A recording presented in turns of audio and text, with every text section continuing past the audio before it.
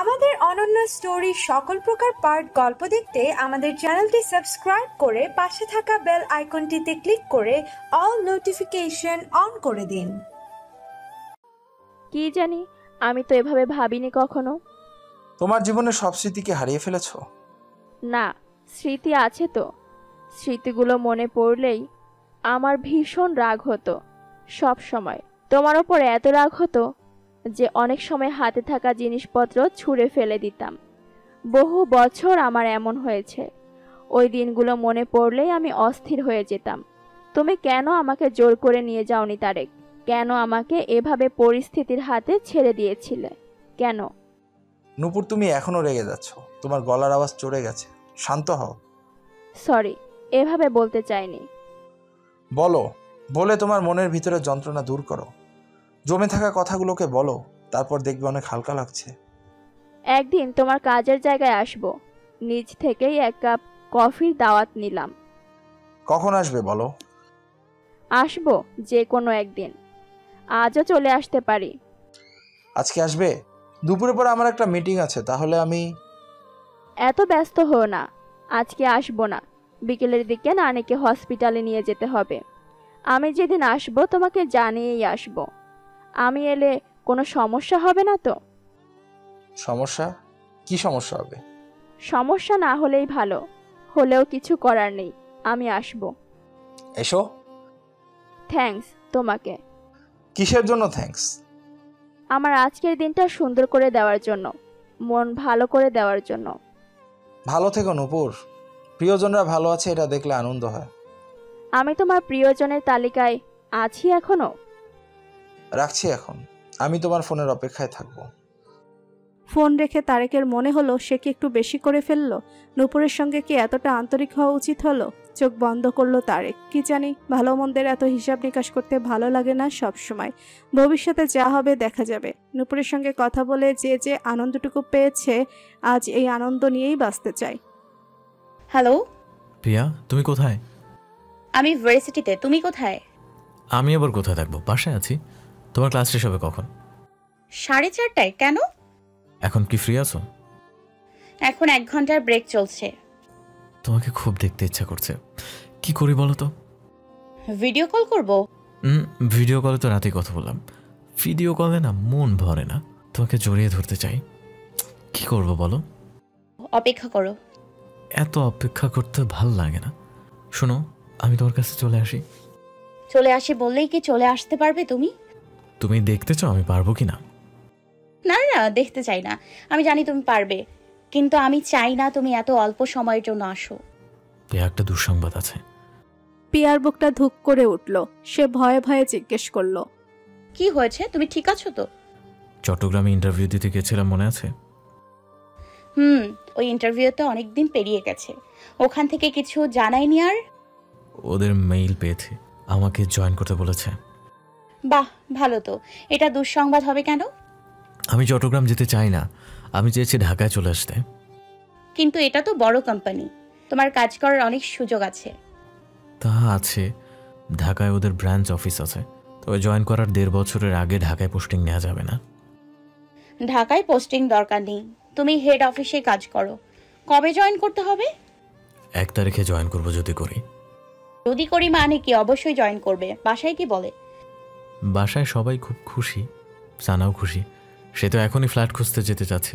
আমি নিষেধ করেছি, বলেছে আমি চট্টগ্রাম গিয়ে তারপর দুজন মিলে ফ্ল্যাট খুঁজব।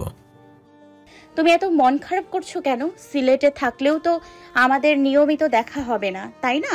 আর আমি চাই না তুমি ঢাকায় আসো। ঢাকা আমার ভাল লাগে না। শুধু ভার্সিটিতে পড়ার জন্য আমি এখানে আছি। পড়া শেষ হলে আমি অম্বরখানায় ফিরে যাব। তুমি কেন ঢাকায় পড়তে গেলে পিয়া? তুমি যদি এখানে পড়তে, তাহলে আমাদেরকে অপেক্ষায় থাকার এই যন্ত্রণা সহ্য করতে হতো না। তুমি আমার জীবনে আসবে এটা কি আমি তখন জানতাম? আমিও কি জানতাম নাকি? জানলে তো তোমাকে ঢাকায় যেতেই দিতাম না। কি ব্যাপার পিয়া, তুমি কি আমাকে অ্যাভয়েড করছো নাকি?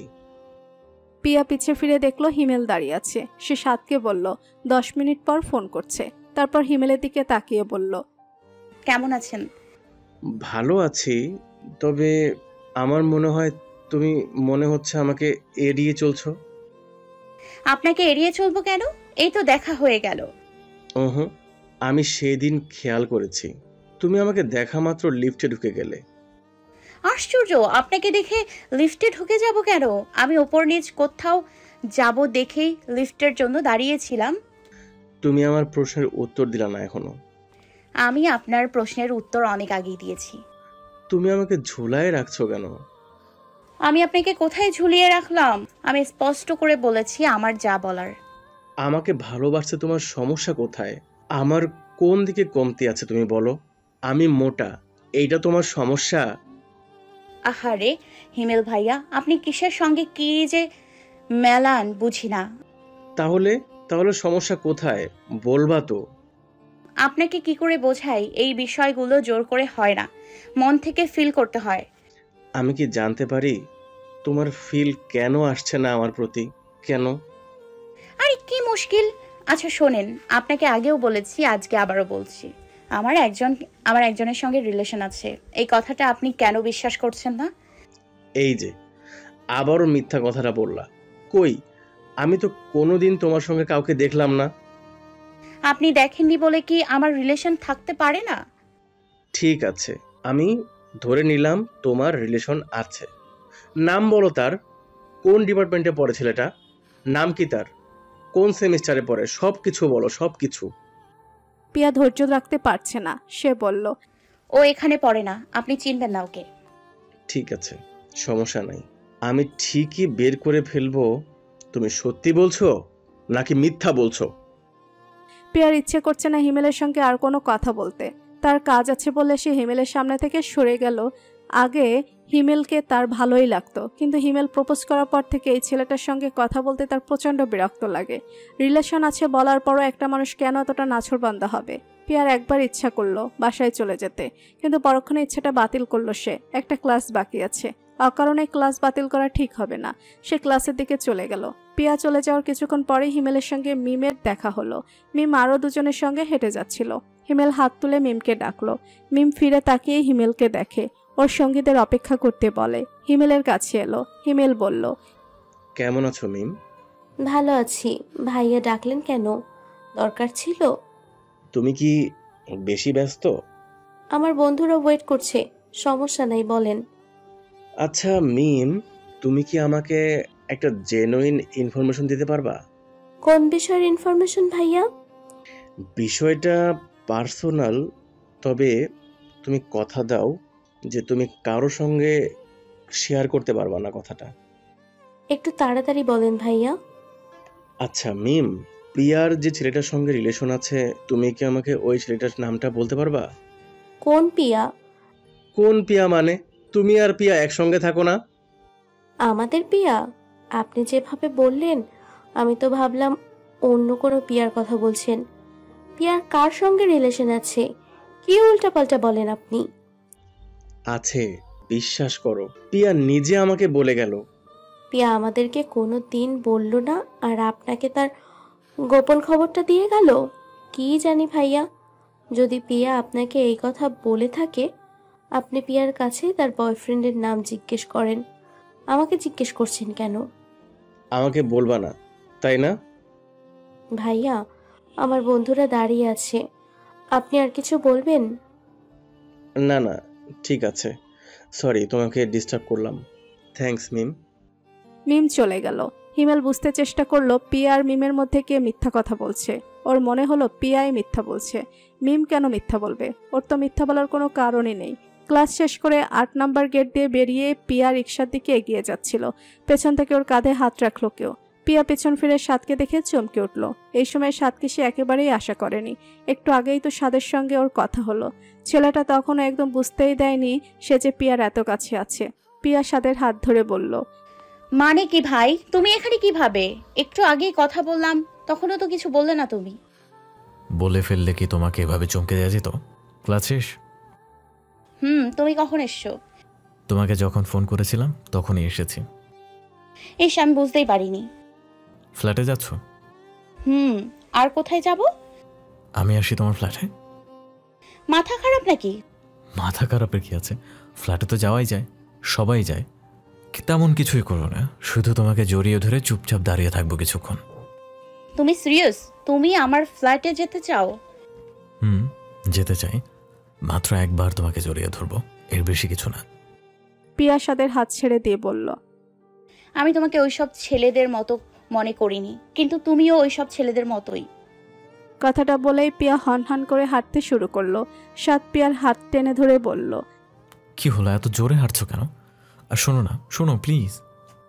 পিয়া ঝাড়া দিয়ে হাত ছাড়িয়ে নিয়ে রিক্সা থামিয়ে উঠে পড়ল। সাদও দৌড়ে অন্য পাশে গিয়ে রিক্সায় উঠে বসে বলল, কি হলো এটা? তুমি রাস্তার মধ্যে এমন শুরু করলে কেন?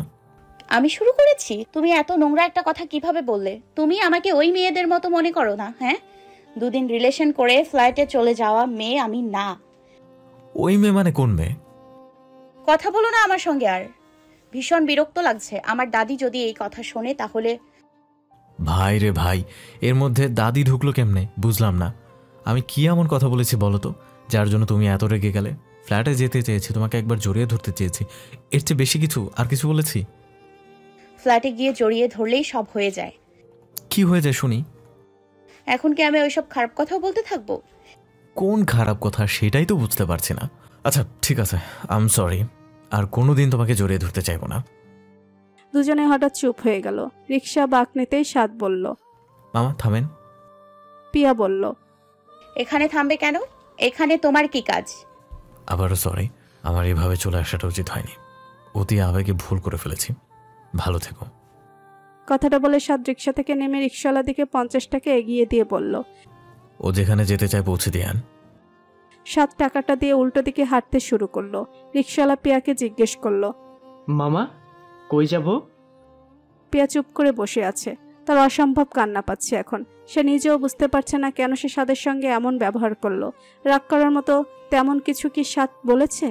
সাদ তো আর সত্যি সত্যি ওর ফ্ল্যাটে যেত না। ছেলেটা শুধুমাত্র তার জন্য এত দূর থেকে এসেছে, আর সে কি না যাতা ব্যবহার করে ওকে তাড়িয়ে দিল। পিয়ার দুচোখ জলে টইটুম্বুর হয়ে উঠল। রিক্সাওয়ালা ওর দিকে তাকিয়েছিল। পিয়ার মলিন মুখ দেখে বলল, মামা আপনার কি খারাপ লাগতেছে? পিয়া তাড়াতাড়ি চোখ মুছে রিক্সা থেকে নেমে পেছন ফিরল। গাড়ি আর লোকজনের ভিড়ের কারণে সাদকে দেখতে পেল না সে। রিক্সায় উঠে বসে বলল, মামা রিক্সা ঘোরান, তাড়াতাড়ি করেন।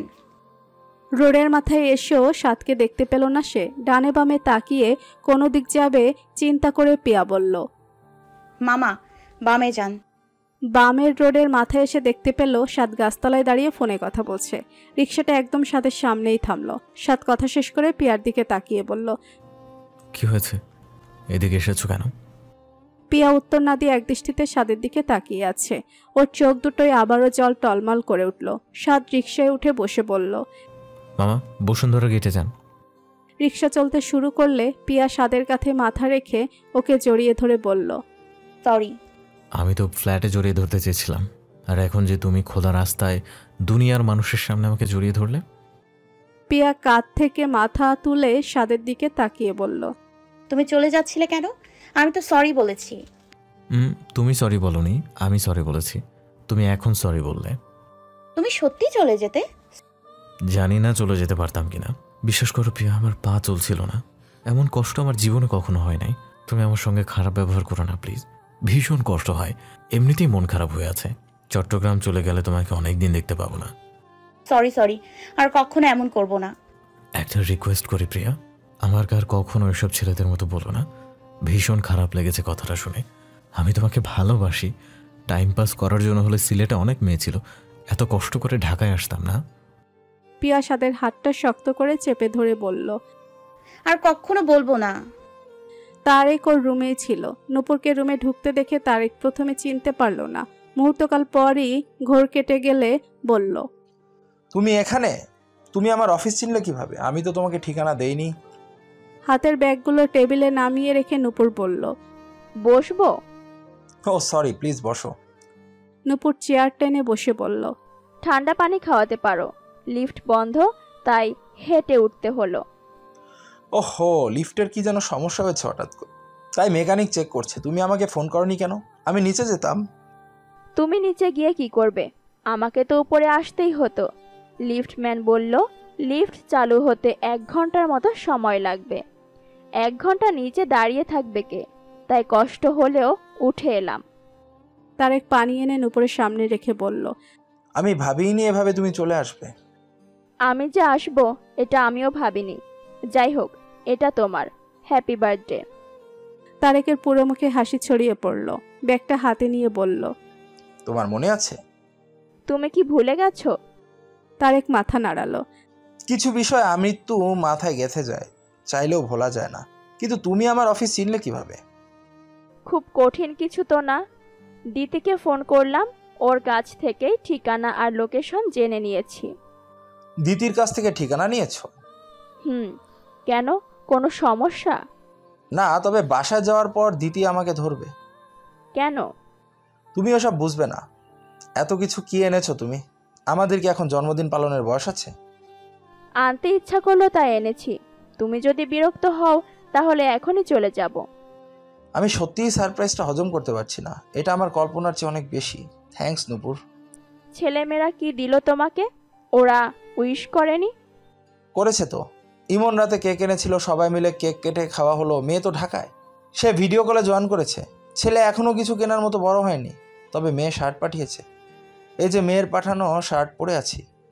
তোমার মেয়ের পছন্দ ভালো। শার্টটায় তোমাকে খুব মানিয়েছে। আমিও যে কাছাকাছি রঙের শার্ট এনেছি, তুমি যদি চাও আমি চেঞ্জ করে আনবো।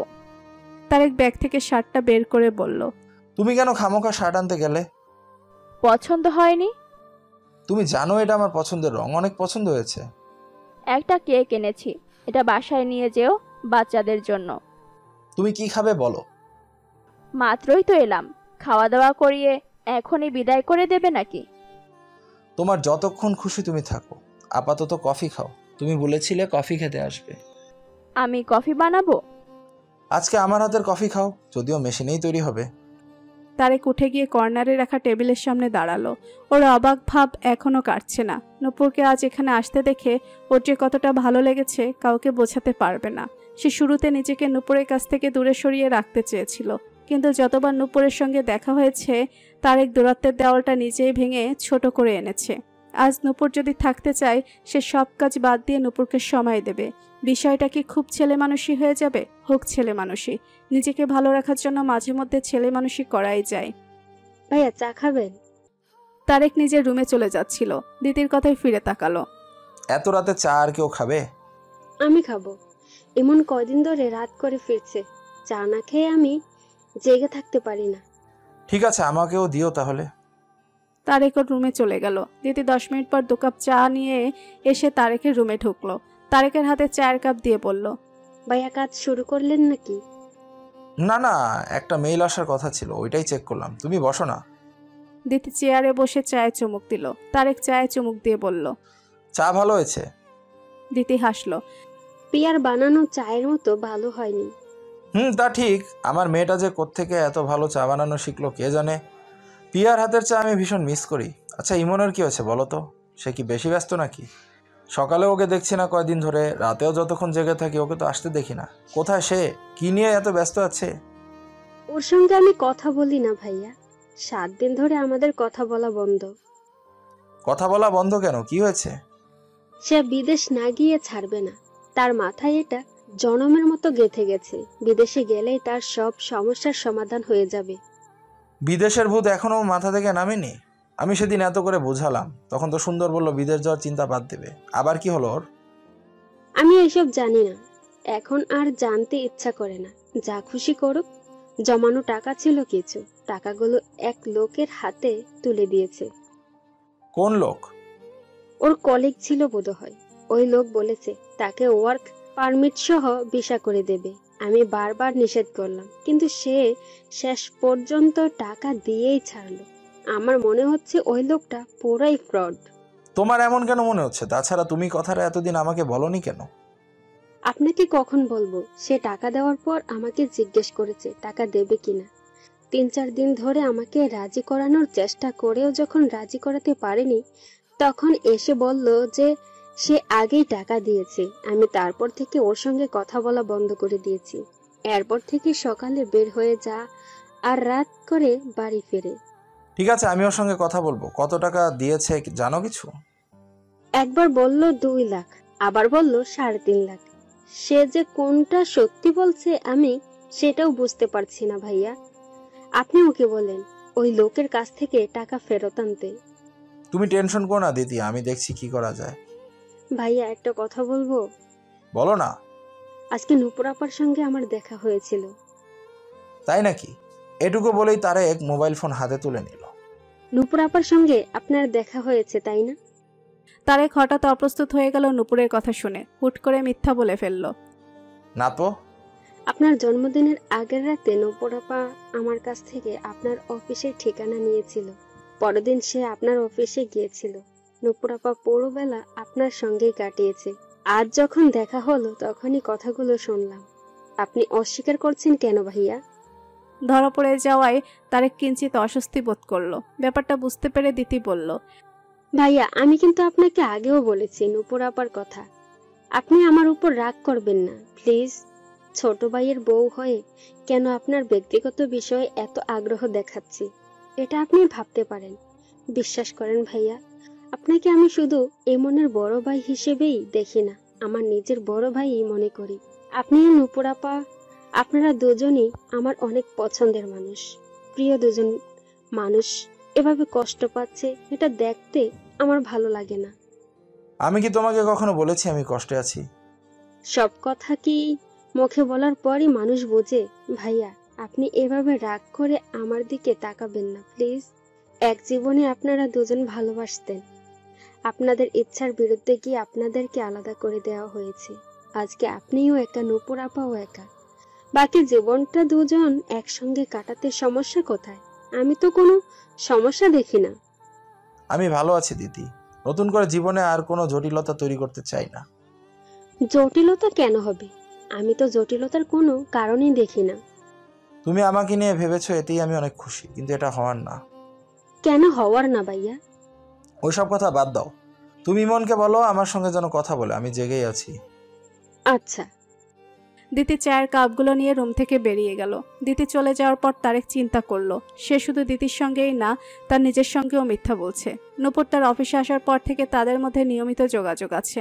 এমন না যে আগের মতো তারা প্রেমে ভাসতে শুরু করেছে, কিন্তু নূপুরের সঙ্গে কথা বলতে তার খুব ভালো লাগছে। তাদের মধ্যে খুবই সাধারণ কথাবার্তা হয়। আজ কোথায় গিয়েছিল, বাজারে কোন সবজি বা ফলের দাম ধরাছোঁয়ার বাইরে, কোন আত্মীয়ের সঙ্গে হঠাৎ দেখা হয়ে গেল, বাসায় কে অসুস্থ, এই সব একেবারেই ঘরোয়া কথাবার্তা চলতে থাকে মেসেঞ্জারের চ্যাটিংয়ে। 3-4 বারের ফোনে কথা বলা হয়েছে এর মধ্যে, ব্যাস এটুকুই, এর চেয়ে বেশি কিছু না। নূপুরও তাকে কিছু ইঙ্গিত করেনি আর সেও নূপুরকে কিছু বোঝানোর চেষ্টা করেনি। তবে এই রোজকার টুকটাক কথাবার্তার মধ্যেও কোথাও যেন একটা আকর্ষণ লুকিয়ে আছে। এইসব সাধারণ কথাবার্তার মধ্যেই ওরা দুজন যে আবারও কাছাকাছি চলে আসছে এটা তারেক ভালো করেই জানে, কিন্তু কিছুতেই স্বীকার করতে চায় না। যদি মনের কাছাকাছি নাই আসবে তাহলে দুজনেই কেন ফোন আর মেসেজের জন্য এতটা অধীর হয়ে অপেক্ষা করে থাকবে। পিয়ার সেমিস্টার ফাইনাল হয়ে গেছে, গতকালই পরীক্ষা শেষ হয়েছে। তারেক আজকের প্লেনের টিকিট করে দিতে চেয়েছিল, কিন্তু পিয়া তারেককে অনুরোধ করে সানার সঙ্গে বাসে সিলেট যাওয়ার পারমিশন আদায় করছে শেষ পর্যন্ত। মিম আর মরিয়াম গতকালই যার যার বাড়িতে চলে গেছে। রুমে শুধু পিয়া আর ঐশী আছে। ঐশী আর পিয়া মিলে মুভি দেখছে আর গল্প করছে। সানা ভোরে ঢাকা এসে পিয়াকে মেসেজ পাঠিয়েছে 9টার দিকে সানার আসার কথা। সানা আসার পর যমুনায় গিয়ে দুই বন্ধু মিলে কেনাকাটা করবে, তারপর রাতের বাসে সিলেট রওনা দেবে। 9:30টায় সানা ফোন করে জানালো ওর ছোট মামা এখন আসতে দিচ্ছে না, সে দুপুরের খাওয়া দাওয়া শেষ করে তারপর আসবে। ঐশী জিজ্ঞেস করলো, কার সঙ্গে কথা বলবে? সানার সঙ্গে। সানার না 9টায় আসার কথা? কিন্তু ওর মামা বলেছে দুপুরে ওনার বাসায় খাওয়া দাওয়া করে তারপর আসতে। আপু 1 মিনিট, একটা ফোন আসছে। পিয়া ফোন দিয়ে বারান্দায় চলে এলো। হ্যালো প্রিয়া, তুমি কোথায়? আমি বাসায় আছি, তুমি কোথায়? আমি তোমার বাসার সামনে। কি, তুমি ঢাকায়? তুমি সানার সঙ্গে এসছো? সানা তো আমাকে কিছু বললো না, তুমিও তো বলনি কিছু, তুমি বললে না কেন? সানাকে বলেছিলাম আমি যে ওর সঙ্গে আসছি এটা যেন কাউকে না বলে, তাই ও কাউকে বলেনি। তোমার না আজকে অফিস, তুমি ঢাকায় এলে কিভাবে? তোমাকে দেখতে ইচ্ছা করছিল, অফিস থেকে একদিনের ছুটি নিয়েছি, কাল তো শুক্রবার। পিয়া অস্থির হয়ে উঠল। তুমি এখন কোথায়? বললাম তো তোমার কাছে আছি। ও হ্যাঁ, আমি নিচে আসবো। এটা জিজ্ঞেস করার মতো কোনো কথা, জলদি আসো। পিয়া এক দৌড়ে ওর রুমে এসে কাপড় পাল্টে নিল। সাজগোজের মোটেও সময় নেয়। কোনো মতে লিপস্টিক লাগিয়ে আর চুল আশ্রে এসে ঐশীর রুমে উকি দিল। আপু আমি নিচে থেকে আসছি। ও মা, কই যাও? মাত্রই না বললা সানা দুপুরে আসবে। হ্যাঁ আপু, অন্য একটা কাজ আছে। কি রে ভাই, কারোর সঙ্গে প্রেম টেম শুরু হয়ে যায়নি তো তোমার? তোমার অবস্থা দেখে ওই রকম লাগছে। আপু আমি এসে বলবো, এখন দেরি হয়ে যাচ্ছে, দরজাটা বন্ধ করে দাও। পিয়া আর দাঁড়ালো না। লিফট মাত্র নিচে নামছে। লিফট উপরে উঠে আসা পর্যন্ত এইটুকু দেরি আর সহ্য হচ্ছে না। পিয়া সিঁড়ি দিয়ে নিচে নেমে এলো। দ্রুত পায়ে মেইন গেটের বাইরে বেরিয়ে এসে সাদকে দেখতে পেয়ে সে একটু স্থির হলো। বাকি দূরত্বটুকু ধীর পায়ে হেঁটে সাদের সামনে এসে দাঁড়িয়ে বলল, এভাবে বারবার সারপ্রাইজ দাও, আমি তো চমকেই যাই। সাদ বলল, কেমন আছো? এখন অনেক ভালো আছি। আমার যে কেমন লাগছে কেমন লাগছে বলে বোঝাতে পারবো না। মানে মনে হচ্ছে খুশিতে পাগল হয়ে যাব। সানা তোমার কাছে আসছে, তাই আর লোভ সামলাতে পারলাম না। সানার তো এক্ষুনি আসার কথা ছিল। তুমি কিছু একটা করেছো তাই না? আমি কি করব? আমি শুধু বললাম এতদিন পর ঢাকায় এসেছিস, মামার বাসায় অন্তত একবেলা থেকে তারপর বন্ধুর বাসায় যা। মামাও আজকে বাসায় আছে, জোর করে ওকে রেখে দিল। এসব দুষ্টু বুদ্ধি যে কোথায় পাও তুমি? প্রেমে পড়লে মাথায় সারাক্ষণ দুষ্ট বুদ্ধি নিয়েই ঘুরতে হয়, বুঝতে পারছো? তোমার রুমের বারান্দায় একটা মেয়ে দাঁড়িয়ে আছে, তোমাকে দেখছে। ইস, ঐশী আপু, ও আমাকে এক্ষুনি জিজ্ঞেস করছিল। কি? কিছু না, চলো এখান থেকে। কোথায় যাব বলো? আমি জানি না, কিন্তু এখান থেকে চলো এক্ষুনি। সানা ফোন করে বলল, রিয়া আমি আসছি এখন। তোর বাসাটা ডি ক্লাবে না? ডি ব্লকে। রোডে ঢুকলেই আকাশি রঙের বিল্ডিং। আমি নিচে আসছি, তুই আয়। পিয়া নিচে নেমে এসে 2 মিনিট অপেক্ষা করতে একটা গাড়ি এসে ওর সামনে থামলো। গাড়ির ভেতর থেকে সানা বেরিয়ে আসার পর ওর ছোট মামাও নামলো। পিয়া মামাকে সালাম দিলে মামা উত্তর দিয়ে বলল, প্রিয়া তো অনেক বড় হয়ে গেছে, স্কুলে থাকতে দেখেছিলাম তোমাকে। ভালো আছো তুমি? জি মামা।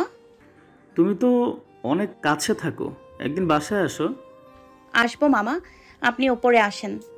আসবো আরেকদিন। তোমরা সাবধানে যেও আর পৌঁছে একটা ফোন দিও। জি মামা। দুজনের কাছ থেকে বিদায় নিয়ে মামা চলে গেল। ওরা পিয়ার ফ্ল্যাটে এসে ঢুকলো। পিয়ার রুমে এসে সানা বলল, তোর রুমটা অনেক সুন্দর করে সাজিয়েছিস, কি সুন্দর বাতাস আসছে। এই, তুই কি বাইরে গিয়েছিলি নাকি? না তো, কেন? তুই বাসায় লিপস্টিক লাগিয়ে বসে থাকিস? পিয়া হেসে বলল, তোকে দেখে কি যে ভালো লাগছে আমার। সানা বিছানায় বসে বলল, আমারও। আমি ঠিক করেছি, এরপর যখন ঈদের ছুটি হবে তখনও তোর কাছে চলে আসব, তারপর দুজন মিলে একসাথে বাড়ি যাব।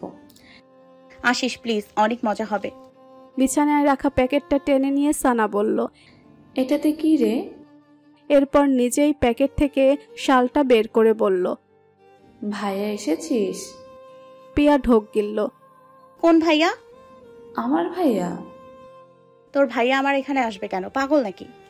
আমি আর ভাইয়া বার্মিজ মার্কেট গিয়ে এই শালগুলো কিনেছিলাম। সানা ওর ব্যাগ থেকে নিজের শালটা বের করে বলল, এই দেখ, এটা আমার আর আমার জন্য। ভাইয়া এই শাল নিয়ে বলল ওর কোন বন্ধুর মার জন্য নিয়েছে। এটা তোর কাছে কেমন করে এসেছে পিয়া?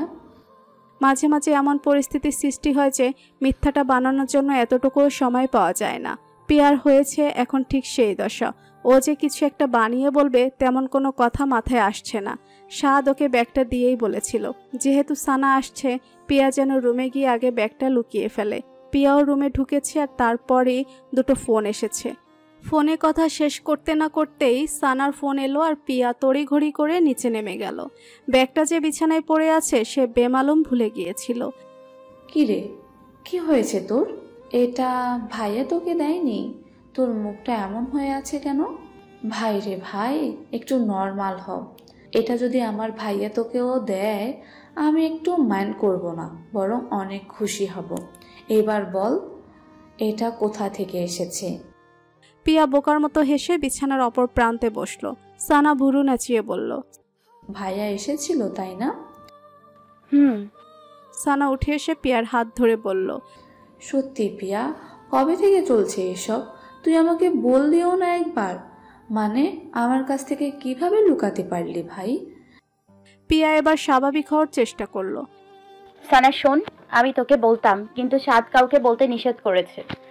বুঝলাম ভাই নিষেধ করেছে, কিন্তু তাই বলে তুই আমার কাছ থেকেও লুকাবি? সরি সানা, সাদ নিষেধ করলো আর আমিও ভয় পেয়েছিলাম। তুই কিভাবে রিয়েক্ট করবি বুঝতে পারছিলাম না। আমি শুধু ভাবছি এত কিছু কখন হলো। তুই, আমি, ভাইয়া, আমরা সবাই তো সিলেটে ছিলাম। আমি কোনোদিনও তো একটা আঁচ করতে পারিনি। ভাইয়াটাও কি সাংঘাতিক, আমাকে কিছুই বুঝতে দেয়নি। যা কিছু হয়েছে আমি ঢাকায় আসার পর হয়েছে। তুইও ততদিনে চট্টগ্রাম চলে গেছিস। বুঝলাম। তুই তাহলে আমার ভাবি হবি। কেমন ভাবি হবি তুই বলতো? সিনেমার ভাবিদের মতো অনেক বাজি আর হিংসুটে? পিয়া সানার হাত ধরে বলল। সানা, তুই কাউকে বলবি না তো? বললেই বা কি হবে? তুই কি নিষিদ্ধ কোনো কাজ করেছিস নাকি? আমি ভাইয়াকে ফোন করি। আমি এখন ওর সঙ্গে চরম ঝগড়া করব। এখন ও কিভাবে এমন কাজটা করতে পারলো আমাকে না বলে? পিয়া তাড়াতাড়ি সানার হাত থেকে ফোনটা কেড়ে নিল। এখন না সানা, সাদ ভীষণ রাগ করবে আমার উপরে। ওর ওপর রাগ করবো কেন? এই যে তুই জেনে গিয়েছিস, এটার জন্যই রাগ করবে। আর আমাকে বোকা বানিয়ে দুইজন মিলে যে এই কাজটা করে বসে আছো, এতে বুঝি আমার রাগ হচ্ছে না?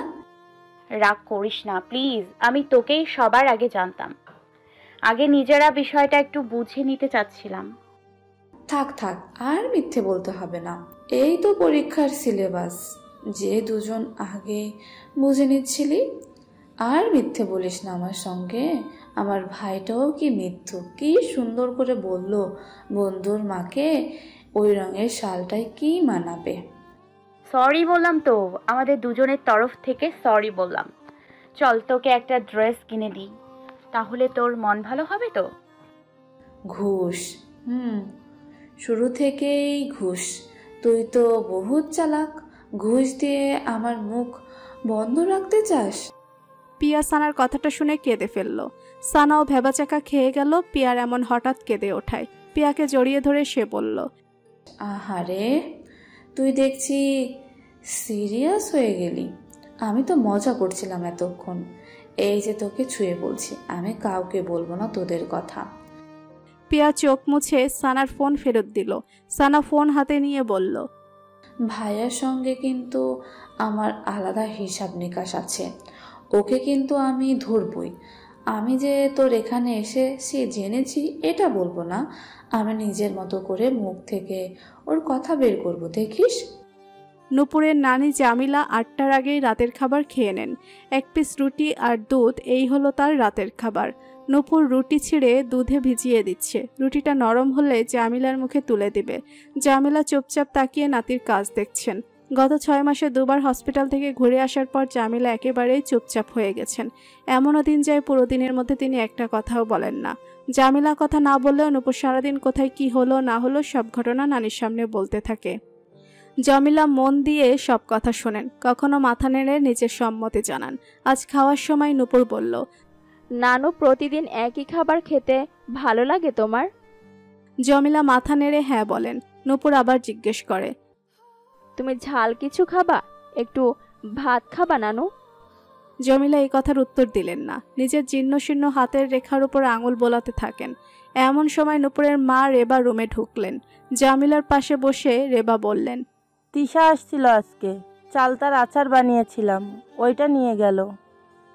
নূপুর বলল, তিশার সঙ্গে কথা হয়েছে আমার, ও ফোন করেছিল। তিশা, একটা কথা বলবো আজকে।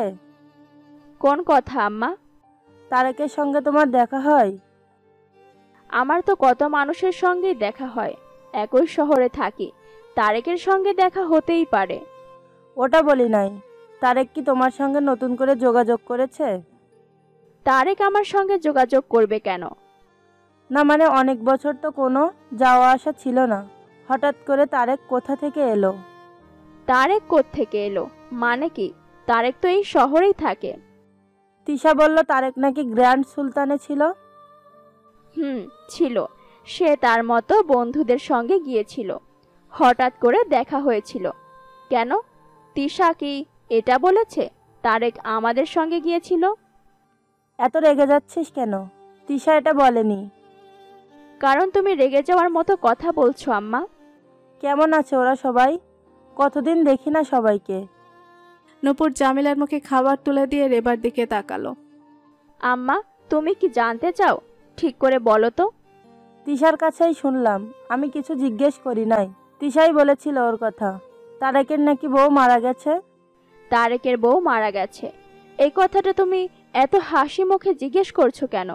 মনে হচ্ছে খুশির কোনো খবর। রেবা নূপুরের বিরক্তিকে পাত্তা দিলেন না, বললেন, তারেকের বাচ্চা কয়টা? 2 ছেলে মেয়ে। আমি ভাবছি একদিন ওই বাসায় যাব। কেন বাসায় যাবা? আম্বারখানায় ভাবির সঙ্গে দেখা করে আসব। আম্মা, তুমি কি চিন্তা করে কি বলছো আমি জানি না, কিন্তু আম্বরখানায় যাওয়ার চিন্তাও তুমি করো না। তুমি ভুলে যাও না এক সময় তুমি তাদেরকে কিভাবে অপমান করেছিলে। আজ যদি সুযোগ আসে চাচি তোমাকে ছেড়ে কথা বলবে না। তা একটু বলুক, সমস্যা নেই। ভাবির কাছে আমি মাপ চেয়ে নেব। কয়দিন ধরে মনটা ভাবিকে দেখতে চাচ্ছে। নিজের সেধে অপমান হতে চাইলে যেও, আমার কিছু বলার নেই।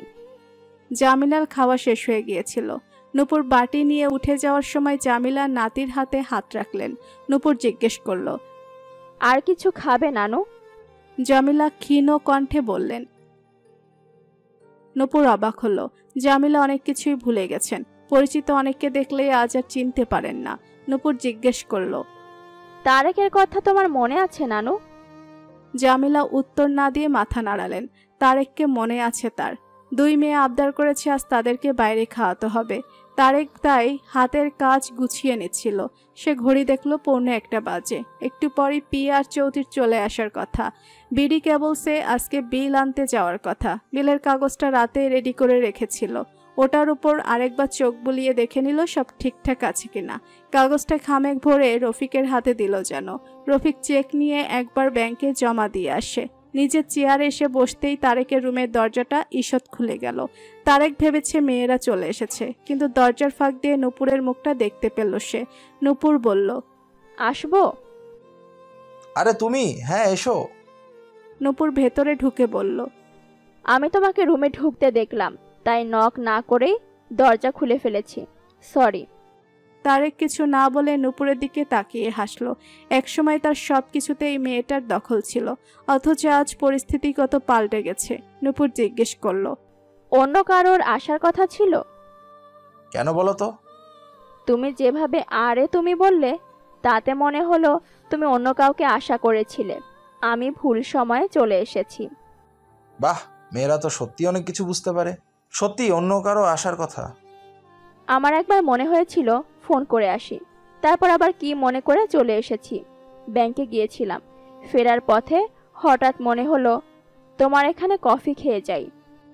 আমার আজকের কফি খাওয়ার কোটা শেষ, যদিও এখন লাঞ্চ টাইম হয়ে আসছে, কিন্তু তুমি চাইলে তোমাকে কফি খাওয়াতে পারি। না, এখন আর কফি খাবো না, আজ যাই, অন্যদিন আসবো। আরে বসো, এত অস্থির হচ্ছ কেন? কফি না খাও, অন্য কিছু খাও, মাত্রই তো এলে। আজকে কিছুই খাবো না, তুমি কাজ করো, ক্লায়েন্ট সামলাও। ক্লায়েন্ট কোথায়? কার না আসার কথা বললে? তারেক হেসে উঠল। ওহো, ক্লায়েন্ট না, আমার মেয়েরা আসছে। তোমার না এক মেয়ে পিয়া? পিয়া আর চৈতি। চৈতিও তো আমার মেয়েই। আজ উঠি প্লিজ। নূপুর ভ্যানিটি ব্যাগটা হাতে নিল। নূপুর উঠে দাঁড়ানোর আগেই দরজা ঠেলে একটা মুখ উকি দিল। বাবা আসবো? তারেক বলল, এসো। পিয়ার চৈতি রুমে ঢুকে নূপুরকে দেখে তারেকের দিকে তাকালো। পিয়া বলল, বাবা আমরা বাইরে আছি, তুমি কাজ শেষ করো। বাইরে যেতে হবে না, আমার কাজ শেষ। পিয়া উনি তোমার ফুপি হন। নূপুরও আমার মেয়ে। পিয়া আর ও চৈতি ইমনের মেয়ে। পিয়ার চৈতি নূপুরকে সালাম দিল। 2-4টা টুকটাক কথাবার্তার পর নূপুর উঠে দাঁড়িয়ে বলল, আমি আসি তাহলে, তোমরা বাবার সঙ্গে আনন্দ করো। তুমি আসতে পারো আমাদের সঙ্গে। পিয়া চাচ্ছিল না বাইরের কোনো মানুষ তাদের আড্ডায় সামিল হোক, যাকে সে কোনোদিনও দেখেনি। এমন একজনকে তার বাবা কেন ইনভাইট করছে? সে নূপুরের মুখের দিকে তাকিয়ে আছে। সে চাচ্ছে নূপুর যেন না বলে, সে যেন তাদের সঙ্গে না যায়। নূপুর হেসে বলল, আজ না, অন্য একদিন আড্ডা দেওয়া যাবে, আবার দেখা হবে। আজ তাহলে আসি, তোমরা ভালো থেকো। চৌতি বলল, ফুপি, আপনি কি আমার আম্মাকে চেনেন? চিনি তো, তোমার আম্মু আমার ভালো বন্ধু। আমরা একই এলাকার মানুষ। তোমার নানা বাড়ি আর আমাদের বাড়ি এক জায়গাতেই। আমারও তাই মনে হচ্ছিল, আম্মুর মুখে আপনার নাম শুনেছি। আপনি আমাদের বাসায় আসেন না কেন ফুপি? নূপুর ঝট করে তারেকের দিকে তাকালো। তারেক বলল, নূপুর, তোমার না ব্যাংকে যেতে হবে? তোমার দেরি হয়ে যাচ্ছে বোধহয়। আমি যাই, ব্যাংকে যেতে হবে এখন। নূপুর সবার কাছ থেকে বিদায় নিয়ে বেরিয়ে গেল। পিয়া চেয়ারে বসে বলল, উনি আমাদের কেমন ফুপি হন বাবা? কোনোদিন তো ওনাকে দেখিনি। তোমার দাদা নূপুরের আব্বা দুসম্পর্কের কাজিন হন। তাছাড়া নূপুর অনেক বছর দেশের বাইরে ছিল, কিছুদিন হলো দেশে ফিরে এসেছে। আসমা পারভিন তারেকের সঙ্গে গল্প করছেন। বেশিরভাগ গল্পই তার এবং বাচ্চাদের ছোটবেলার। ইদানিং তিনি আগের কথাই বারবার বলতে থাকেন। তারেকও মন দিয়ে আসমার সব কথা শোনে, শুনতে ভালোই লাগে। সারাদিনের ব্যস্ত জীবনের ক্লান্তিকর অধ্যায় শেষে আসমার সঙ্গে কাটানো 1-8 ঘন্টার সময় তারেককে খুব এনার্জি দেয়। দিয়ার মৃত্যুর পর থেকে নিজের একান্ত কথাগুলো তারেক কাউকে বলতে পারেনি। কাউকে আসলে বলা যায়ও না, নিজের মা বাবাকে না, সন্তানকেও না। বন্ধু বান্ধবের সঙ্গে সব রকম গল্প করা যায়, আড্ডা দেওয়া যায়, কিন্তু একেবারে নিজস্ব কথাগুলো বন্ধুদেরও বলা যায় না।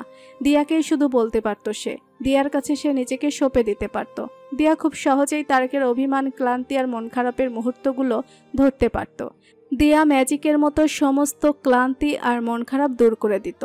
তারেক নিজের মনের বিরুদ্ধে গিয়ে বিয়েটা করলেও দিয়া তার নিজ গুণে একসময় তারেকের সবকিছু হয়ে উঠেছিল। সংসারের সবকিছু, সব দায়িত্ব দিয়ার উপর ছেড়ে দিয়ে তারেক নিজের ব্যবসা নিয়ে ব্যস্ত ছিল। তাই তো দিয়ার অনুপস্থিতির শুরুর দিনগুলোতে তারেক বড্ড বেসামাল হয়ে পড়েছিল। আসমার দিতি মিলে বাচ্চাদের দায়িত্ব বুঝে নেওয়ায় তারেকের জীবনে স্বস্তি ফিরে এসেছিল। আসমা পান সাজতে সাজতে বললেন, তোমার ব্যবসার কি খবর? হঠাৎ ব্যবসার কথা ওঠায় তারেক অবাক হয়ে জিজ্ঞেস করলো, ব্যবসা তো ঠিকই আছে, হঠাৎ ব্যবসার কথা জিজ্ঞেস করলে কেন আম্মা? এমনি। আর সব কি খবর বলো? তারেক বুঝতে পারছে না আসমা কি ইঙ্গিত করতে চাচ্ছেন। গতকাল রাতেও তো তার মা বেটা মিলে অনেকক্ষণ আড্ডা দিল, তাহলে এখন নতুন করে কিসের খবর জানতে চাচ্ছেন তিনি? তারেক বলল, আম্মা, আপনার শরীর ভালো আছে তো? প্রেশারটা কি একবার মেপে দেখবো? তুমি এত বেশি জর্দা খাও, দেখলেই ভয় লাগে। জর্দাটা এবার কমিয়ে ফেলো আম্মা। জর্দা খাওন কমাই দিমু, আমার কথা পরে হইব। তোমার কথা কও এখন। কি ভাবতাছো আজকাল? আম্মা, তুমি কিসের কথা জানতে চাচ্ছ? আসমা পান খিলি করে মুখে দিলেন। কিছুক্ষণ পান চিবানোর পর বললেন, দিতি যখন তোমারে কইল বিয়ের কথা ভাইবা দেখতে, তুমি ফাল দিয়ে উঠলা। আম্মা, সেই কথা কবে শেষ হয়ে গেছে, আজকে আবার ওই কথা তুলছো কেন? তুমি আমার কাছে যতই লুকায়ে রাখো না কেন, আমি সব খবরই জানি। নূপুর তোমার অফিসে আসে। তারেক এই ভয়টাই পাচ্ছিল। সে খুব স্বাভাবিক ভঙ্গিতে বলল, জি আম্মা, একদিন এসেছিল। হঠাৎ কইরা নূপুর আইলো কেমনে? ওর লগে তোমার যোগাযোগ আছিল? না আম্মা, আমি তোমাকে বলেছিলাম তো ইন্ডিয়ায়। আমারে বলছো? কবে বললা? তুমি আমারে কিচ্ছু বলো নাই। আর একটা মিথ্যা কথা কইলা এখন। নূপুর তোমার অফিসে একদিন আসে নাই। নূপুর তোমার অফিসে অনেক দিন আইছে। সে তো দেশে আইসা পড়েছে, আর তো এখন কোনো পিছুটানি নাই। তারেক বুঝলো আসমা পারভিন ভালো মতো খোঁজ খবর নিয়েই তার সঙ্গে কথা শুরু করেছেন। সে এবার জড়তা কাটিয়ে বলল, জি আম্মা, নূপুর আমার অফিসে আসে। তোমার ইচ্ছাটা কও দেহি। কিসের ইচ্ছা আম্মা? নূপুরের বাসায় নিয়ে আসো। আসমার কথা শুনে তারেক চুপ করে থাকে। আসমা বললেন, আল্লাহর ইচ্ছা ছিল না বইলেই একদিন তোমরা এক হইতে পারো নাই। আজকে আবার একটা সুযোগ আইছে, তুমি নূপুরের বিয়া করো তারেক। আম্মা প্লিজ, আমি এসব কিছু ভাবছি না। নূপুর এমনিতেই আসে আমার অফিসে, অন্য কোনো কিছু নাই আমাদের মধ্যে। নূপুর মাইয়ারা ভালো, ওরে আমার সব সময় ভালো লাগতো, এখনো ভালো লাগে। ওর তো কোনো দোষ নাই। দোষ করছিল রেবা, তার অনেক লোভ। তুমি নূপুরের লগে কথা কও। আজকের দিন অনেক কঠিন রে বাবা, তোমার লগে কেউ থাকবো না। পোলা মাইয়া এখনই বিদেশ যাইতে চায় গা। আমি আর কদিন আছি, তুমি নিজের জীবনটা আবার শুরু করো তারেক। এটা হয় না আম্মা, আমাদের সমাজে এসব এখনো ভালো চোখে দেখা হয় না। সমাজ তোমারে খাওয়াইব নাকি? তুমি যখন একা হইয়া সমাজ তখন আইসা তোমার সংসার সামলাইব? কোনটা হইব কও? আম্মা শুধু নিজের দিকটা ভাবলে কি চলে? আমার কাছে সবার আগে আমার 2 বাচ্চা। বাচ্চারা ওদের মার জায়গায় অন্য কাউকে চিন্তা করতে পারবে না। তাছাড়া আমাদের সমাজে সৎ মায়ের চরিত্রটা কেমন এটা আমরা সবাই জানি। আমি কোনো রকম জটিলতা চাই না আম্মা। তুমি পিয়া আর রনরে নিয়া ভাইব না। দিয়ার জায়গা অন্য কেউ কেমনে নিব? ওগরে আমি বুঝাইয়া কমু, তুমি ওইসব নিয়ে একদম চিন্তা করবা না। দরজা ঠেলে রণ ভেতরে এলো। তারেকের দিকে মোবাইল ফোন এগিয়ে দিয়ে বলল, বাবা বারবার তোমার ফোন আসছে। তারেক ফোনটা হাতে নিল। রণ রুম থেকে বেরিয়ে গেল। তারেক দেখল নূপুরের মিসড কল উঠে আছে। সে ফোনটা সাইলেন্ট করতে যাবে, তখনই আবার রিং বেজে উঠল। তারেক আসমার দিকে তাকিয়ে কল কেটে দিল। আসমা জিজ্ঞেস করলেন, কে ফোন করতেছে? কেউ না আম্মা, তুমি চিনবে না। নূপুর ফোন করতেছে? যা কইলাম ভালো মতন চিন্তা কইরা দেখো। তোমার যেমন নিজের বাচ্চার চিন্তা হয়, আমারও নিজের বাচ্চার চিন্তা হয় তারেক। হঠাৎ 4 দিনের ছুটি পেয়ে পিয়া সিলেটে চলে এসেছে। আগের দিন রাতে বলে রাখায় তারেক মেয়ের এয়ার টিকিট বুক করে দিয়েছিল। পিয়া যদিও চেয়েছিল বাসে বা ট্রেনে আসতে, কিন্তু রাস্তার ঝক্কি ঝামেলা নিরাপত্তার কথা চিন্তা করে তারেক মেয়েকে ওভাবে আসার পারমিশন দেয়নি। পিয়া বাসায় এসে সবার সঙ্গে দেখা করে নিজের রুমে ঢুকলো। সে যে আসছে এটা সাতকে জানায়নি। পিয়া জানালার সামনে দাঁড়িয়ে সাতকে কল করলো। সাত ফোন রিসিভ করে বলল, তোমার ফোন বন্ধ ছিল কেন পিয়া? কতক্ষণ ধরে ফোন করছি তুমি জানো? আমি তো ভয় পেয়ে গিয়েছিলাম। সরি, তুমি যে এত টেনশন করবে আমি কি তা জানতাম? ফোনে কি হয়েছিল? চার্জ শেষ? না, ফোন এরোপ্লেন মোডে ছিল, এখনই ঠিক করলাম। এরোপ্লেন কেন দিয়েছিলে মোড? নাকি ভুল করে চাপ পড়েছে? আমি বাসায় এসেছি। বাসায় মানে? বাইরে কোথাও গিয়েছিলে? বাসায় মানে অম্বরখানায় এসেছি। ও মা, কখন গেলে? আমাকে তো একবারও বললে না। রবি সোম 2 দিন ছুটি আছে, আর কাল পরশু তো এমনিতেও ছুটি। 4 দিনের ছুটি পেয়ে ভাবলাম সবার সঙ্গে সময়টা কাটিয়ে যাই। তুমি আমাকে বললে না কেন পিয়া? আমিও চলে আসতাম। এই জন্যই বলিনি। আর ছুটি আছে, তোমার তো আর নেই। ছুটি নিয়ে নিতাম।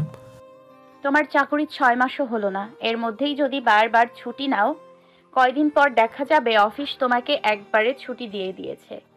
আচ্ছা বাবা, আসবো না। শোনো, এখানে একটা কাণ্ড ঘটছে। কি হয়েছে? সানাত আম্মাকে সব বলে দিছে আমাদের কথা। হাই হাই, সানা এটা কি করেছে? আমি তো আর তোমাদের বাসায় যেতেই পারবো না। আম্মা তোমাকে বাসায় যেতে বলেছে। আন্টি তোমাকে বলেছে এই কথা?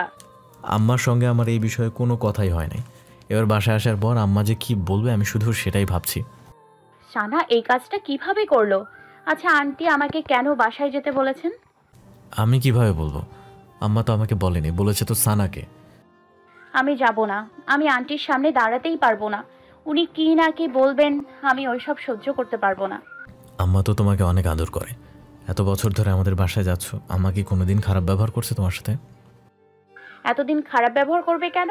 এতদিন তো আমি শুধু সানার বেস্ট ফ্রেন্ড হিসেবে ছিলাম, কিন্তু এখন তো কি থেমে গেল কেন?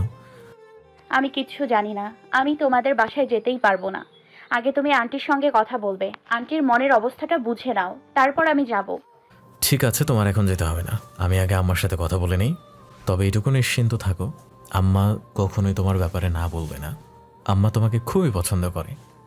এমন নাও হতে পারে, তখন ছিল অন্য ব্যাপার। এখনো তেমনই আছে। শোনো, আমি আজকে দাদিকে তোমার কথা বলবো। দাদি কিছুদিন ধরে আমাকে সন্দেহ করছেন। অন্য কারো কাছ থেকে আমাদের কথা শোনার চাইতে আমি নিজেই দাদিকে তোমার কথা বলতে চাই।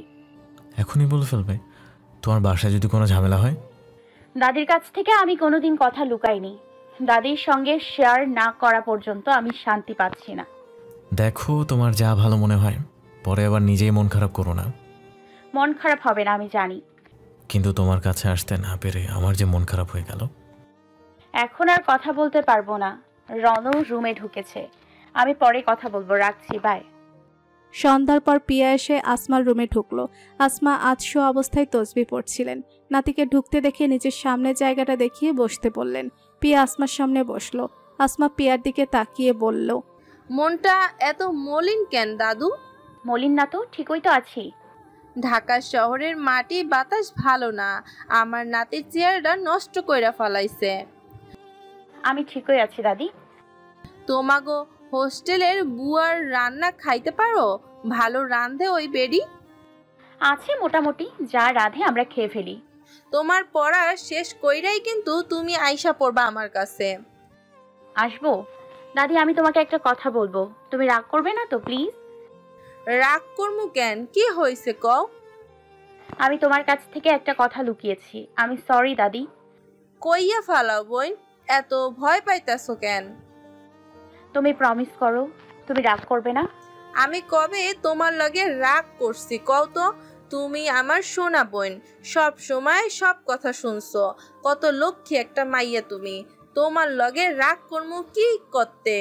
আমিও তোমারে একটা কথা কমু, তুমিও কিন্তু রাগ হইবা না। কি কথা দাদি? আগে তোমার কথাটা কইয়া ফেলাও, আরেকটা পরে কমু। আগে তোমার কথাটা বলো, তোমার কথাটা না শোনা পর্যন্ত মন শান্ত হবে না। তুমি বলো দাদি। আসমা নাতির হাত ধরে বললেন, বোন শুনো, তুমি এখন বড় হইছো, তুমি বিষয়টা বুঝবা। কি হয়েছে দাদি? বাসায় যদি নতুন একজন মানুষ আসে তাইলে কেমন হয়? নতুন কোনো মানুষ? কেউ আসছে নাকি? ধরো তোমার আর রনর জন্য একজন মা আইলে। মা মানে কার মা? উইঠা দাঁড়াইলা কেন, বসো, বইসা আমার কথা শোনো। আসমা পিয়ার হাত ধরে বিছানায় বসালেন, তারপর বললেন, শুনো বোন, তোমার বাবা কত আর বয়স হয়েছে কও? তারে কি সারা জীবন এমন একলাই থাকবো? বাবা একা কোথায়, আমরা সবাই আছি না, তুমি আছো, চাচু আছে। এই সবাই কি সারা জীবন একলগে থাকবো?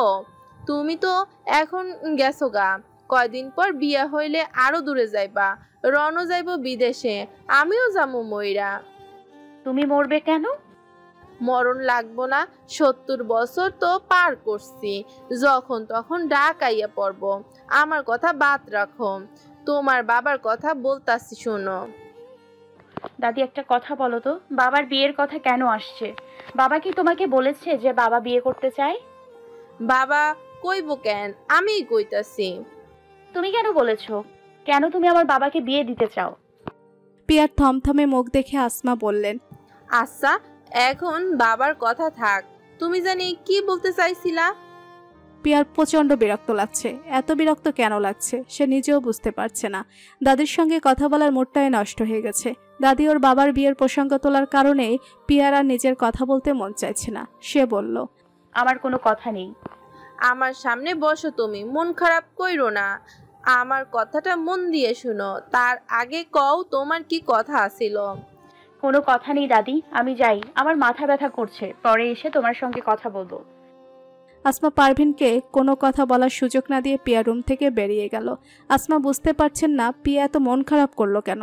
তিনি ভেবেছিলেন নাতি বড় হয়েছে, বুঝিয়ে বললে সে নিশ্চয়ই বাবার একাকিত্ব বুঝবে। আসমা ঠিক করলেন আপাতত এই বিষয়টা নিয়ে আর কোনো কথা বলবেন না, কয়েকটা দিন যাক, তারপর আবার কথা বলা যাবে। পিয়া নিজের রুমে এসে দরজা বন্ধ করে দিল। আসমার রুমে নিজেকে সামলে রাখলো, এবার আর কান্না সামলাতে পারল না। হাপুস নয়নে কাঁদতে লাগলো সে। পিয়া চোখ বন্ধ করে মাকে অনুভব করার চেষ্টা করছে। পিয়া ছিল মা অন্তঃপ্রাণ মেয়ে। দিয়ার মৃত্যুর পর পিয়ার অনেকদিন সময় লেগেছে নিজেকে স্বাভাবিক অবস্থায় ফিরিয়ে আনতে। দিয়ার সরব উপস্থিতি এখনো দুটো রুম জুড়ে রয়ে গেছে। তারেকের রুমের আলমারির একটা তাকে এখনো দিয়ার কাপড় সাজানো আছে। দিয়ার সাজগোজের জিনিসপত্র ওভাবেই রয়ে গেছে ড্রেসিং টেবিলের মধ্যে। পিয়ার নিজের রুমেও চারিদিকে ছড়ানো ছিটানো রয়েছে দিয়ার স্মৃতি। দিয়া কাচের চুড়ি পরতে পছন্দ করত। চুড়ির আলনা ভর্তি কাচের চুড়িগুলো পিয়া যত্ন করে রেখে দিয়েছে। কখনো পরতে ইচ্ছে করলে ওখান থেকে বের করে পরে, তারপর আবার যত্ন করে তুলে রাখে। দিয়ার পছন্দের পারফিউম যখন নিজের শরীরে স্প্রে করে পিয়া তখন দিয়াকে অনুভব করে। ওর মনে হয় দিয়া ওর আশেপাশে ঘুরে বেড়াচ্ছে। পিয়ার কান্নার দমক বাড়ছে। সে কিছুতেই তার মার জায়গায় অন্য কাউকে চিন্তাই করতে পারছে না, কিছুতেই না। দিতি এসে আসমার রুমে ঢুকে বলল, আম্মা আপনি কি পিয়াকে কিছু বলেছেন নাকি? কেন, কি হয়েছে? পিয়া কি বলছে তোমারে? না না, পিয়া আমাকে কিছু বলেনি। তখন আপনার রুম থেকে মন খারাপ করে বের হলো মেয়েটা। আমি এখন ওর রুমে গেলাম। ওকে আর চৈতিককে নিয়ে টেইলারের কাছে যেতে চেয়েছিলাম। পিয়া বলল ও যাবে না, অথচ আসার পর থেকে কয়েকবার বলেছে টেইলারের কাছে যাওয়ার কথা। চেহারা দেখে মনে হলো কান্নাকাটি করেছে, চোখগুলো ফুলে আছে। আসমা চেয়ার দেখিয়ে বললেন, দিদি বসো। দিতি বসার পর আসমা কিছুক্ষণ কোনো কথা বললেন না। একসময় দীর্ঘ নিঃশ্বাস ফেলে বললেন, তুমি তারেকের বিয়ের কথা বলছিলাম মনে আছে? আপনি রাগ করার পর তো আর বলিনি আম্মা।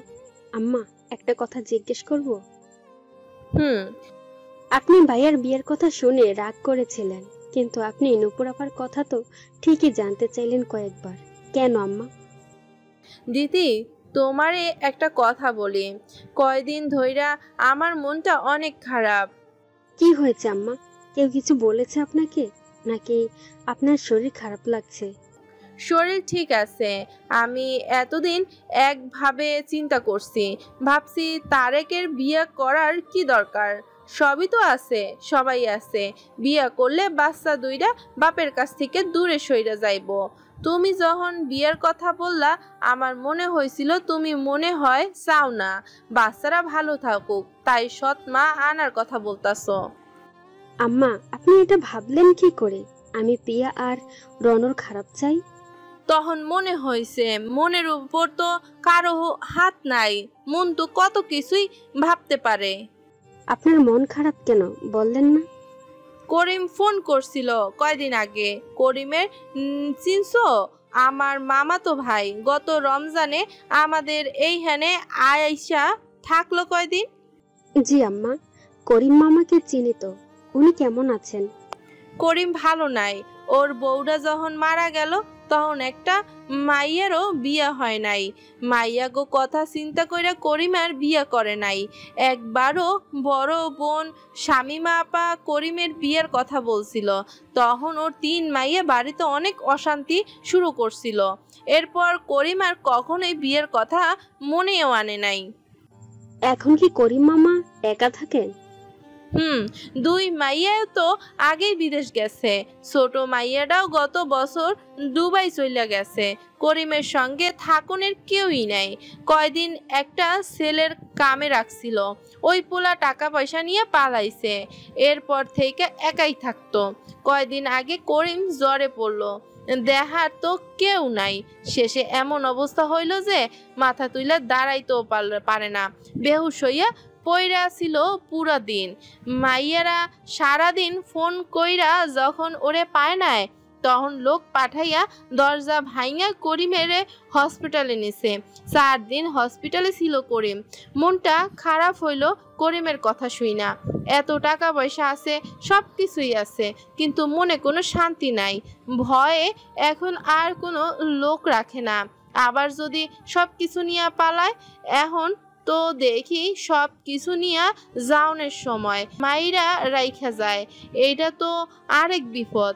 করিমের কথা শুই না আমার মনে হইল ওই সময়ে যদি সে আবার বিয়ে করত, আজকে তার এমন দিন দেখতে হইতো না। করিম মামা ওনার ভাই বোনের সঙ্গে থাকলে পারেন? সবাই সবকিছু পারে না রে বাবা। নিজের বাড়িতে দাপুটের সাথে থাকে, আর মর্জির মালিক সে নিজে। অন্যের বাড়িতে কি এই স্বাধীনতা আছে? মামার জন্য আপনার মন খারাপ? ওর জন্য তো মন খারাপ হইছেই। পরশু রাতে তোমার শ্বশুরের স্বপ্নে দেখছি। স্বপ্নে উনি আমারে দোষ দিতেছে, আমি কেন তারেকের বিয়েতে আপত্তি জানাইছি। উনি আমারে বললেন আমি তো কয়দিন পর ওনার কাছে চইলা যাবো, যাওয়ার আগে যেন তারেকের বিয়েটা দিয়ে যায়। তারপর থেকেই মনটা কেমন জানি আনসান করতেছে। আমি তোমারে বুঝাইয়া বলতে পারবো না। দিতি শাশুড়ির হাত ধরে বলল, এইসব কি কথা বলেন আপনি? আল্লাহ না করুক আপনি কেন এখন চলে যাবেন? আপনি ভাইয়াকে নিয়ে দুশ্চিন্তা করছেন দেখেই এমন স্বপ্ন দেখছেন। আমি এখন চাই তারেকের বিয়েটা নূপুরের সাথে দিয়া যাইতে। দিতি তুমি ওদের দুজনের সাথে কথা কও, তারেক যেই লাজুক, ও কোনো দিনও নিজের মনের কথা মুখে আনে নাই। আমি ছেলেরে বলছি, সে লজ্জায় আমার সামনে স্বীকার যায় নাই। তুমি এই কাজটা করো দিতি। কথা বলতে বলতে আসমা পারভিনের গলা ধরে আসে। দিতি বুঝতে পারে শাশুড়ির মনটা সত্যি ভীষণ খারাপ হয়ে আছে। সে বলল, আপনি নিশ্চিন্তে থাকেন আম্মা, আমি ওনাদের দুজনের সঙ্গেই কথা বলবো। নূপুর আপার আম্মা যদি কেন ঝামেলা না করেন তাহলে। সে কিসের ঝামেলা করব? তার কি আর কোমরের জোর আছে? আমার কানে সব কথা আছে। সে এখন লোক দিয়া তারেকের খোঁজ নিতেছে। আমি ওর ধান্দা বুঝাইয়া ফালছি। ওরে নিয়ে আমি কোনো চিন্তা করি না। তুমি তোমার মতন আগাও। জি আম্মা। আম্মা, পিয়াকে আপনি কিছু বলেছেন নাকি? আসমা বলতে গিয়েও থেমে গেলেন। তিনি জানেন পিয়াকে বুঝিয়ে বললে পিয়া ঠিক তার কথা শুনবে। পিয়ার বিষয়টি তাই তিনি নিজের কাছেই রাখলেন। দিতিকে বললেন, পিয়ারে, আমি কিছু বলি নাই। ভাইয়ের লগে ঝগড়া লাগতে পারে, অন্য কিছু হইতে পারে। মনে হয় দিয়ার কথা মনে পড়ছে, তাই মন খারাপ। বাইরে ঝুম বৃষ্টি হচ্ছে। পিয়ার রুমে দুই ভাই বোন বিছানায় শুয়ে গল্প করছে আর বৃষ্টি দেখছে। রণ বলল, আপু, ঢাকায়ও এমন বৃষ্টি হয়? না, সিলেটের মতো বৃষ্টি তো কোথাওই হয় না। ঢাকায় বৃষ্টি হয়, কিন্তু ঢাকার বৃষ্টি এত সুন্দর না। ঢাকায় তো গাছপালা অনেক কম। আপু, তোমার লেখাপড়া শেষ হতে আর কতদিন বাকি আছে? এখনো অনেক দিন বাকি আছে। 3 বছরের বেশি তো লাগবেই। আরো এতদিন? এটা কেন জিজ্ঞেস করলে রনু? তুমি যখন বাসায় আসো তখন আমার সবচেয়ে বেশি ভালো লাগে। অন্য সময় কি ভালো লাগে না? এখানে তো সবাই আছে তোমার সঙ্গে। খারাপ তো আমার লাগে। আমি ঢাকায় একা থাকি। মাঝে মাঝে সবাইকে দেখতে ইচ্ছে করে, দাদির কাছে শুয়ে দাদির আদর নিতে ইচ্ছে করে, কিন্তু কিছুই করা হয় না। সবাই আছে, কিন্তু তারপর তুমি থাকলে আমার অনেক ভালো লাগে। মনে হয় মা আছে আমার সাথে। পিয়া দুচোখ পানিতে ভরে উঠল রণর কথা শুনে। রণ কত হাসি খুশি থাকে সারাক্ষণ। চৈতি আর ঈশানের সঙ্গে হই হুল্লোড় করে, বাড়ি মাথায় তুলে রাখে। অথচ সেও মায়ের অভাব ভীষণভাবে ফিল করে। দাদির কথা শোনার পর থেকে মন খারাপ তো ছিলই, এখন ওর মনটা আরো খারাপ হয়ে গেল। পিয়া চোখ মুছে উঠে বসলো। রণর দিকে তাকিয়ে জিজ্ঞেস করলো, আচ্ছা রণ, ধরো আমাদের বাসায় নতুন একজন মানুষ এলো, সেটা তোমার কাছে কেমন লাগবে? কি আসবে আপু? যদি কেউ আসে, ধরো বাবা কাউকে নিয়ে এলো, তখন? কাকে নিয়ে আসবে সেটা তো বলছো না, তাহলে বুঝবো কিভাবে? বাবা যদি আবার বিয়ে করে, তোমার কেমন লাগবে? রণ ছোট করে উঠে বসলো। কিছুক্ষণ পিয়ার মুখের দিকে তাকিয়ে জিজ্ঞেস করলো,